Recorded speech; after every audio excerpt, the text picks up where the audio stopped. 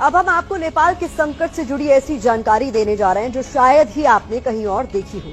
क्या आप जानते हैं कि नेपाल के राजनीतिक संकट के पीछे एक बड़ा फैक्टर जातिवाद भी माना जा रहा है। नेपाल की जनता में सालों से इस बात को लेकर भी नाराजगी रही है कि नेपाल की सरकारों और सरकारी व्यवस्था में ब्राह्मणों का दबदबा रहा है।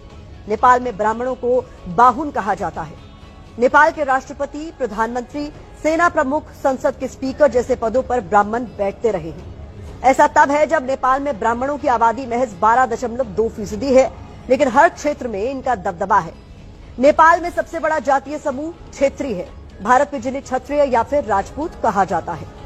नेपाल में क्षेत्रीय 16.6% है। ब्राह्मण और क्षेत्रीय को ही नेपाल में खस आर्य कहा जाता है। नेपाल में खस आर्य की कुल आबादी करीब 29% है। नेपाल की संसद में तो खस आर्य का ही दबदबा रहा है। केपी ओली भी ब्राह्मण समुदाय से ही आते हैं। इसके अलावा पूर्व पीएम प्रचंड भी ब्राह्मण ही थे। ये भी एक वजह रही कि नेपाल में दूसरी जातियों को समान अवसर नहीं मिले, जिसने कहीं न कहीं सरकारों के प्रति आक्रोश की मात्रा को बढ़ाने का काम किया।